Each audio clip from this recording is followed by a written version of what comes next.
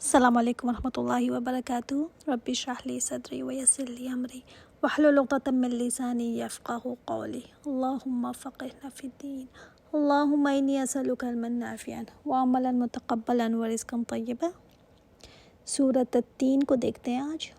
مکی صورت ہے یہ، اور حضرت براء بن عازب فرماتے ہیں کہ آپ صلی اللہ علیہ وسلم ایک سفر میں تھے، تو آپ صلی اللہ علیہ وسلم نے عشاء کی نماز کی ایک رکعت میں سورۃ التین پڑھی تھی، اور میں نے آپ صلی اللہ علیہ وسلم سے زیادہ خوش آواز کسی کو نہیں سنا، یعنی اتنی خوبصورت پڑھی تھی انہوں نے۔ بسم اللہ الرحمن الرحیم۔ والتین والزیتون، قسم ہے انجیر کی اور زیتون کی۔ تین کہتے ہیں انجیر فگ کو، اور زیتون تو سب آپ جانتے ہیں۔ اب تین کے پھل انجیر کو اگر دیکھا جائے اور زیتون کو بھی، تو یہ دونوں مشہور پھل ہیں۔ انجیر فگ بہت عمدہ لذیذ بھی ہوتا ہے، اس میں بڑی غذائیت بھی ہوتی ہے، جلدی ڈائجسٹ بھی ہو جاتی ہے، دوا کے طور پر بھی اس کو یوز کیا جاتا ہے، طبیعت کو بھی یہ نرم کرتی ہے، گردوں کو بھی صاف کرتی ہے، مثانے میں جو پتھری وغیرہ ہوتی ہے اس کو بھی توڑتی ہے، یہ بواسیر جو خون وغیرہ کی جو بیماریاں ہیں ان کو بھی ختم کرتی ہے۔ بہت زیادہ فائدے ہیں اس کے۔ اور زیتون تو آپ سب نے سنا ہوگا کہ اولیوز جو ہیں وہ کتنا بڑا فائدہ دیتی ہیں۔ اس کو آئل بھی یوز کیا جاتا ہے، بیسٹ آئل کہا جاتا ہے اولیو آئل کو۔ کولیسٹرول اس میں نہیں ہوتا۔ آج کل دیکھیں ریکمینڈ ہی یہ آئل کیا جاتا ہے۔ اور آپ صلی اللہ علیہ وسلم نے بھی فرمایا نا کہ زیتون کی مسواک جو ہے کیا خوب ہے، وہ مبارک درخت جو بدبو کو ختم کرتا ہے اور منہ کو خوشبودار بناتا ہے۔ بعض مفسرین یہ بھی کہتے ہیں، جیسے حضرت عباس نے فرمایا ہے کہ تین سے مراد نوح علیہ السلام کی مسجد ہے، جو جودی پہاڑ پر جہاں ان کی کشتی رکی تھی نا، تو یہ بھی مراد لیا جاتا ہے۔ اور زیتون سے مراد بیت المقدس ہے، جہاں پر حضرت عیسیٰ علیہ السلام کی پیدائش کا بھی وہ مقام کہا جاتا ہے۔ یہ بھی کہا جاتا ہے کہ یہ تین اور زیتون جو ہیں، ان سے مراد جو ہے وہ یروشلم کا سارا ایریا لیا جاتا ہے، کیونکہ یہاں پر بہت زیادہ یہ پھل پائے جاتے ہیں۔ دنیا میں سب سے زیادہ جو مشہور یہ پھل ہے نا، وہ یروشلم کے ہی ہیں۔ تو سارے ہی باتیں ہمیں تفاسیر میں ملتی ہیں۔ وطور سینین، اور طور سینا کا مطلب طور کا پہاڑ جہاں پر گھنے درخت ہوں اس کو طور کہتے ہیں، اور سینا مطلب وادی۔ اب یہ یہاں پر کیا ہوا تھا، یہاں پر موسیٰ علیہ السلام کو نبوت ملی تھی، تورات کی جو تختیاں ملی تھیں وہ یہیں پر طور سینا میں ملی تھیں۔ ان کی قسمیں کھائیں، اور وَهَٰذَا الْبَلَدِ الْأَمِينَ، اور پرامن شہر کی۔ اچھا، وَهَٰذَا الْبَلَد جو ہے نا، شہر کی جو پرامن ہے۔ دنیا میں سب سے زیادہ پرامن شہر کون سا ہے؟ مکہ، جہاں کی گھاس کو توڑنا یا کسی قسم کا نقصان دینا، چوری وغیرہ سب حرام ہے وہاں پر۔ سب سے زیادہ جو پیسفل سٹی ہے نا، جس کو ہم کہہ سکتے ہیں اس وقت، وہ ہے مکہ۔ تو ان تین جگہوں کی قسمیں کھائیں اللہ تعالیٰ نے۔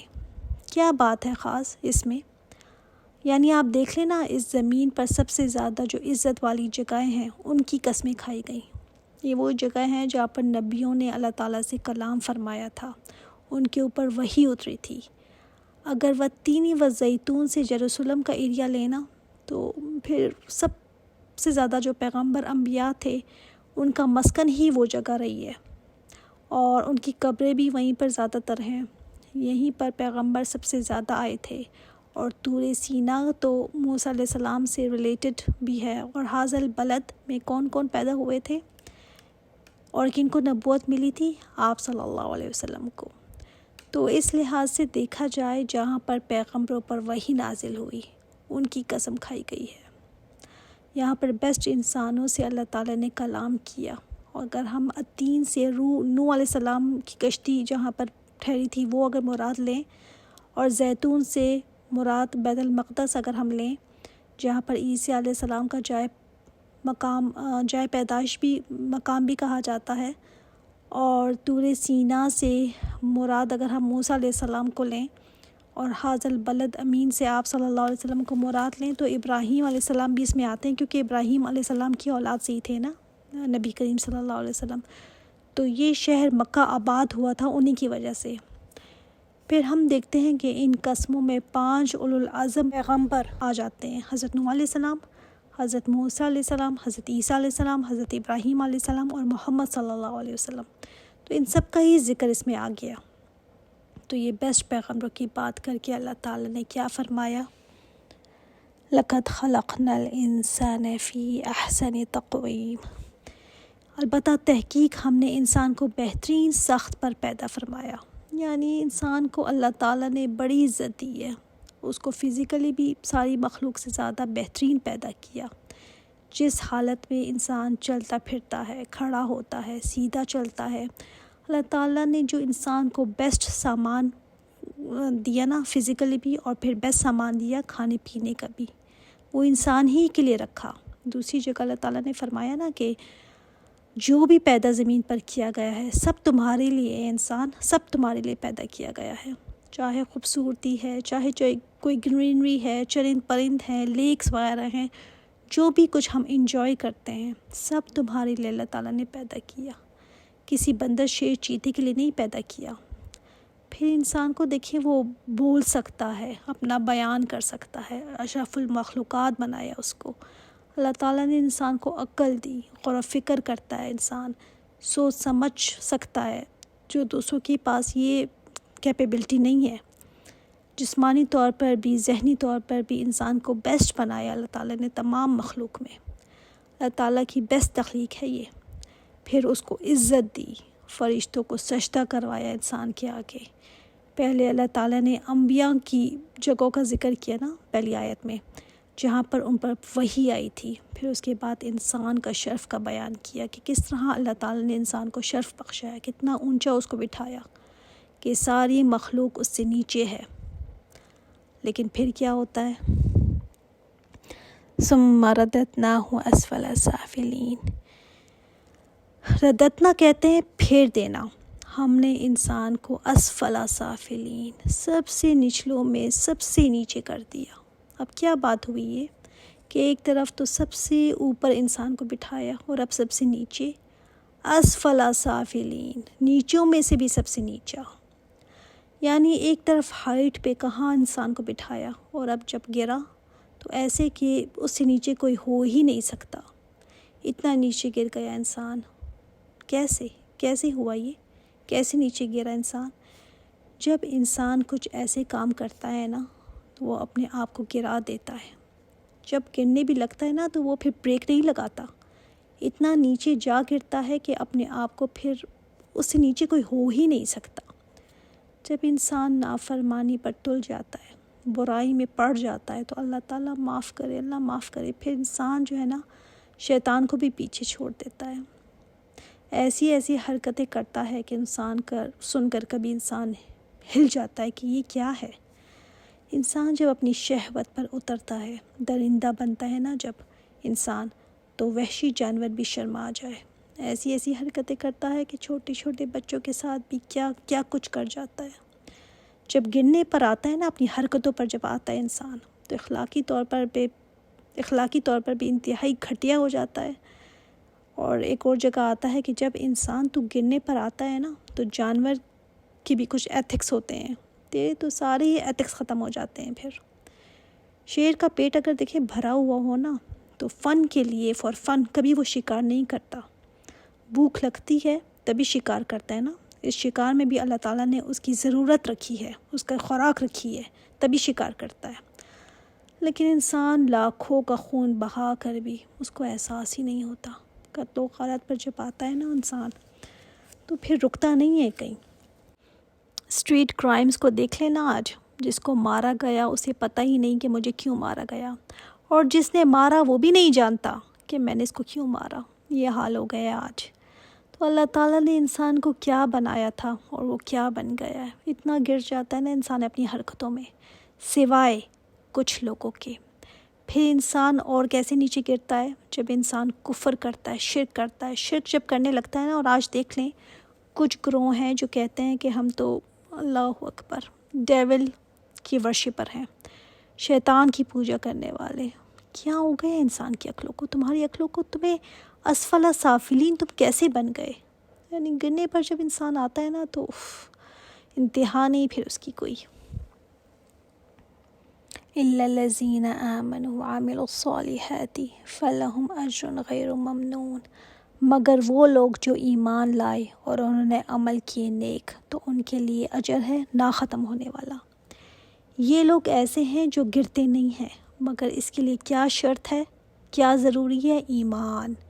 ایمان ہو ساتھ اور صالح عمل ہو. جو یہ شرائط پوری کرے گا وہ اس لیول پر کبھی نہیں گرے گا. ایمان، بلیف میں اللہ تعالیٰ پر ایمان، آخرت پر ایمان، رسولوں پر ایمان، کتابوں پر، فرشتوں پر ایمان، تقدیر پر ایمان اور صالح عمل بھی ساتھ ہو. جن میں یہ ہوگا وہ اس لیول تک کبھی نہیں گرے گا، کبھی نہیں آئے گا اس لیول تک. ان کے لیے پھر کیا ہے؟ فَلَهُمْ أَجْرٌ غَيْرُ مَمْنُونٍ. ان کے لیے ہے ایسا اجر، یہ نہیں بتایا گیا کہ کیا اجر ہے، کیسا اجر ہے، بس ایک ریوارڈ ہے جو غیر ممنون ہے، نہ ختم ہونے والا. ان کا اجر کبھی نہیں ختم ہوگا، چلتا چلا جائے گا، چلتا چلا جائے گا، کنٹینیوس، کبھی نہ ختم ہونے والا. دنیا میں بھی دیکھیں نا، اگر کوئی ریوارڈ آپ کو ملے کبھی نہ کبھی تو ختم ہو جاتا ہے، اس کی خوشی بھی ختم ہو جاتی ہے، لیکن ان کا ریوارڈ شروع ہوگا مگر اس کا اینڈ نہیں ہوگا. اور سچی بات تو یہ ہے کہ جو ایمان لا کر عمل صالح کرتے ہیں نا، ان کا ریوارڈ تو دنیا میں ہی شروع ہو جاتا ہے. اس دنیا میں بھی اللہ تعالیٰ ان کو ایسا سکون دیتا ہے، ایسا سکون دیتا ہے، جو کنیکشن جو اللہ تعالیٰ سے اس کا ہوتا ہے نا، وہ ایسا اطمینان قلب کو دیتا ہے کہ یہی اس کے لیے جنت بن جاتا ہے. جیسے امام ابن تیمیہ کو جب قید خانے میں ڈالا گیا تھا نا، تو کیا فرماتے تھے؟ میری جنت تو میرے اندر ہے، مجھ سے کوئی نہیں چھین سکتا. وہ ایسا سکون ملتا ہے پھر. فَمَا يُكَذِّبُكَ بَعْدُ بِالدِّينِ. اے انسان، کون سی چیز جھٹلانے پر آمادہ کرتی ہے تجھے اس کے بعد جزا کے دن کو؟ کون ہے جو جھٹلائے گا یہ ساری باتیں سننے کے بعد جزا سزا کے دن کو؟ کون جھٹلا سکتا ہے کہ یہ دن نہیں آنا؟ دوسرا معنی اس کا یہ بھی ہے کہ کون ہے جو یوم دین کو جھٹلائے گا؟ یعنی اب ساری باتیں یہ سن کر اللہ تعالیٰ نے جو نبی کو بتائی تو فرمایا کہ تمہیں تو ساری باتیں نبی کے ذریعے بتا دی، اب کیسے تم اسلام کو ریجیکٹ کر سکتے ہو؟ یہ باتیں سن کر کون ریجیکٹ کر سکتا ہے؟ اب انسان تم کیسے سب یہ سننے کے بعد محمد صلی اللہ علیہ وسلم کو جھٹلا سکتے ہو؟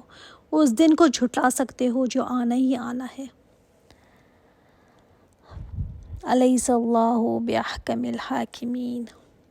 کیا نہیں ہے اللہ فیصلہ کرنے والوں میں سب سے بڑھ کر فیصلہ کرنے والا؟ بلا وانا علی ذلک من الشاہدین. یہ اس کا جواب ہے. کیوں نہیں اللہ، میں اس کے اوپر گواہی دینے والوں میں سے ہوں کہ اللہ تعالیٰ تو فیصلہ کرنے والوں میں سب سے بڑھ کر فیصلہ کرنے والا ہے.